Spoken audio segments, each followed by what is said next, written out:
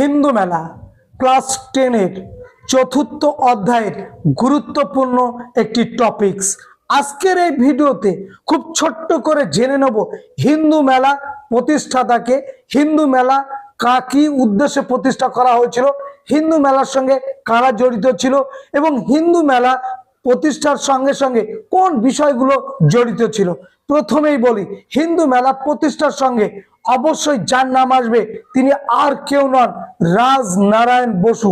এই ব্যক্তিটি হিন্দু মেলার বিশেষ কোনো দায়িত্বে না থাকলেও পেছন দিক থেকে যার অকুণ্ঠ সহযোগিতায় গড়ে উঠেছিল তিনি হচ্ছেন এই রাজনারায়ণ বসু। তাহলে হিন্দু মেলা প্রতিষ্ঠা কার হাত ধরে হলো? 1867 সালে নবগোপাল মিত্র।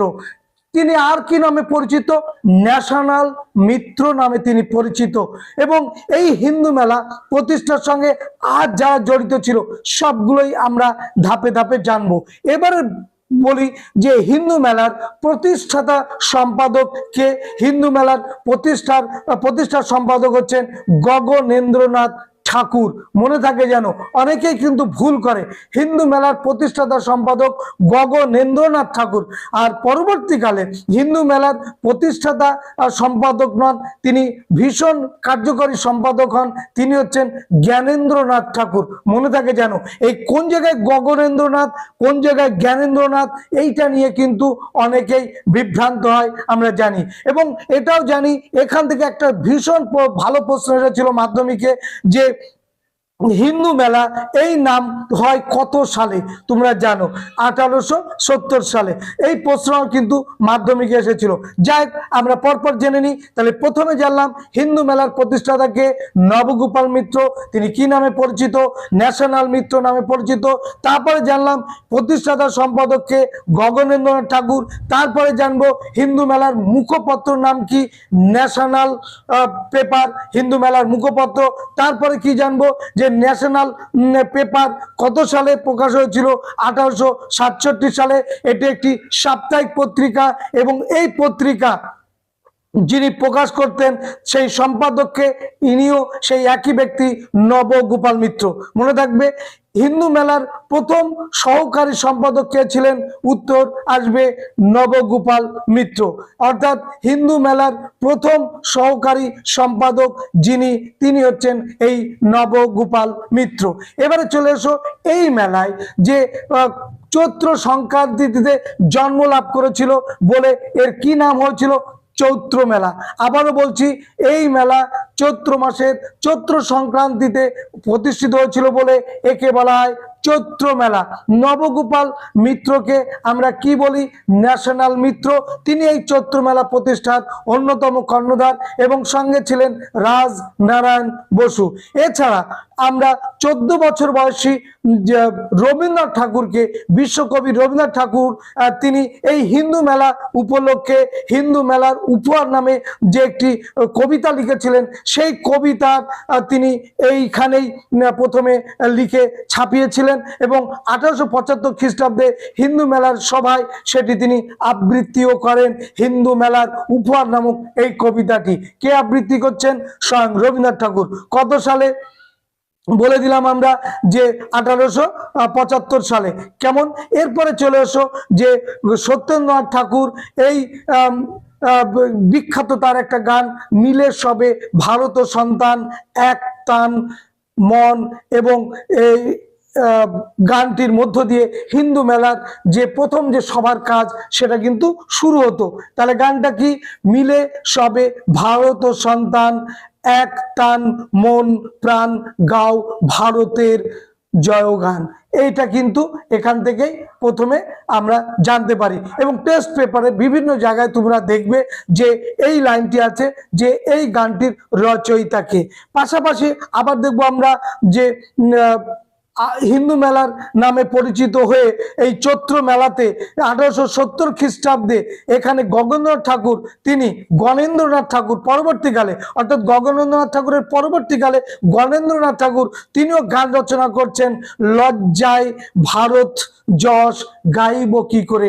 এটাও তিনি কিন্তু এখানে লিখেছিলেন বা এই গানটি কিন্তু এখানে গাওয়া হতো। এটা যেন মনে থাকে। এইবারে আমরা কি পাবো যে হিন্দু মেলার উদ্দেশ্যে যে গানগুলো এখানে লেখা হয়েছিল সেটা জানলাম। সত্যেন্দ্রনাথ ঠাকুর এবং গণেন্দ্রনাথ ঠাকুর তিনিও লিখেছেন। এবার পরবর্তীকালে আমরা জানবো যে এই মেলা বা হিন্দু মেলার সঙ্গে যুক্ত ছিলেন কারা। অবশ্যই গিরিশচন্দ্র ঘোষ, রাজনারায়ণ বসু, রমানাথ ঠাকুর, গগেন্দ্রনাথ ঠাকুর, যতীন্দ্র মোহন ঠাকুর এবং প্যারীচরণ সরকার, তাকেও আমরা পাবো, এবং অম্বিকা চরণ গুহ, তাকেও আমরা পাবো এই হিন্দু মেলার সঙ্গে। বোঝা গেল কি বললাম? এবারে আসি এই হিন্দু মেলা প্রতিষ্ঠার উদ্দেশ্য কি। দেখো, নামটার মধ্য দিয়ে একটা সাম্প্রদায়িকতার সুর আছে। এই নামটার মধ্য দিয়ে একটা সাম্প্রদায়িকতার একটা কথা বা আওয়াজ অস্পষ্টভাবে হলেও স্পষ্টভাবে বলো আর অস্পষ্টভাবে বলো, যাই বলো না কেন ছিল। এই জন্য পরবর্তীকালে নামটা কিন্তু চেঞ্জ করা হয়েছিল, জাতীয় মেলা করা হয়েছিল। যাই হোক, তাহলে এই যে হিন্দু মেলা, এই নামটার মধ্য দিয়ে প্রথম উদ্দেশ্য ছিল হিন্দু ধর্মের পুনর্জাগরণ, হিন্দু ধর্মের ঐতিহ্যের কথা তুলে ধরা, হিন্দু ধর্মের যা কিছু সাহিত্য সংস্কৃতি সেগুলোকে তুলে ধরা, হিন্দু ধর্মের জয়গান করা। এটা কিন্তু প্রথম উদ্দেশ্য ছিল। দ্বিতীয় উদ্দেশ্য ছিল ভারতবর্ষে সেই সময়ে কালে যে বাবু শ্রেণী অন্ধ অনুকরণের পাশ্চাত্য শিক্ষা গ্রহণ করছিল, সেই পাশ্চাত্য শিক্ষা গ্রহণ করার ফলে দেশীয় শিক্ষা জলাঞ্জলি হয়ে যাচ্ছিল তাদের জন্য। তো সেই জায়গাটাকে রোধ করবার জন্য, বন্ধ করবার জন্য কিন্তু এই হিন্দু মেলার উদ্দেশ্য ছিল পাশ্চাত্য শিক্ষার বিরোধিতা করা বা অগ্রগতিকে রোধ করা। যে পরিমাণে ধেয়ে আসছিল এই বাবু সমাজের হাত ধরে পাশ্চাত্য শিক্ষা এই বাংলায়, সেটাকে রোধ করা। এটা নিয়ে বিতর্ক আছে যে এই রোধ করা বা অগ্রগতিকে, পাশ্চাত্য শিক্ষার অগ্রগতিকে বন্ধ করা, এটা ভালো কাজ না খারাপ কাজ, এ নিয়ে বিতর্ক আছে। কিন্তু বিতর্ক থাকলেও এদের কর্মসূচির মধ্যে বা উদ্দেশ্যের মধ্যে কিন্তু এটা ছিল। নেক্সট কি উদ্দেশ্য ছিল? দেশত্ববোধের প্রচার করা, অর্থাৎ ভারত মাতার প্রচার করা, দেশ সম্পর্কে, দেশের যে অতীত ঐতিহ্য, দেশের যে অতীত সংস্কৃতি আছে সেগুলোকে প্রচার করা।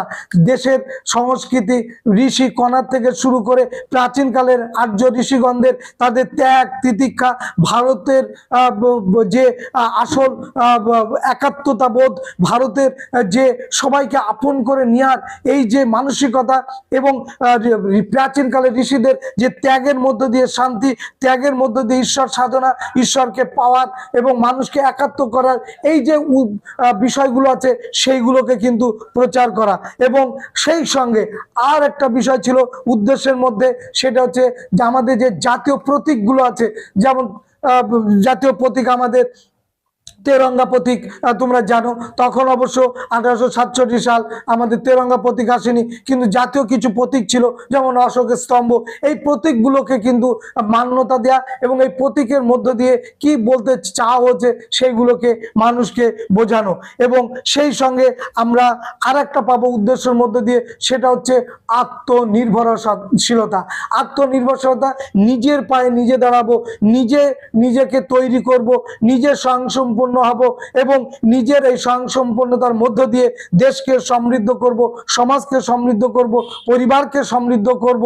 এটা কিন্তু ভীষণ ওদের উদ্দেশ্য ছিল। এবং হিন্দু মেলার যে প্রদর্শনী ছিল সেই প্রদর্শনীতেও কিন্তু ওরা এই বিষয়গুলোকে তুলে ধরেছিল যে আত্মনির্ভরশীল হওয়া, অর্থাৎ পরের মুখাপেক্ষী হয়ে না থাকা, পরে অন্যকে অনুকরণ করে নয়, নিজের স্বদেশী ভাবনার মধ্যে দিয়ে দেশীয় শিল্প সাহিত্য সংস্কৃতিকে আরো গতিশীল করা, দেশীয় শিল্পের প্রসার ঘটানো, দেশীয় কলকারখানার শ্রীবৃদ্ধি করা। এবং এই কাজে আমাদের যারা মেধা আছে, মেধা সম্পন্ন ব্যক্তি আছে, তাদেরকে এগিয়ে আসার জন্য কিন্তু তারা উদাত্ত আহ্বান জানিয়েছিল। আমরা 1905 সালে দেখব যে এরকম অনেক দেশীয় শিল্প গড়ে উঠবে আমাদের এই ভারতবর্ষে।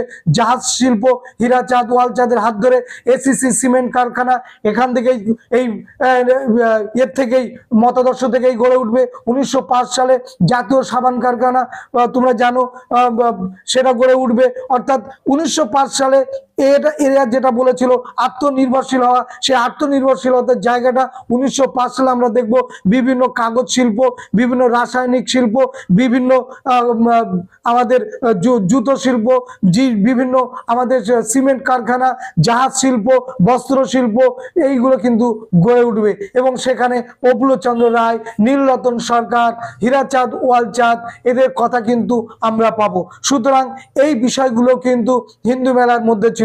পরবর্তীকালে এই নামটা নিয়ে দ্বিমত তৈরি হয়, যেহেতু হিন্দু বলতে বোঝাচ্ছে হয়তো শুধু হিন্দুদের জন্য, হিন্দুদের উন্নতির জন্য এইরকম বিষয়গুলো চলে আসবে।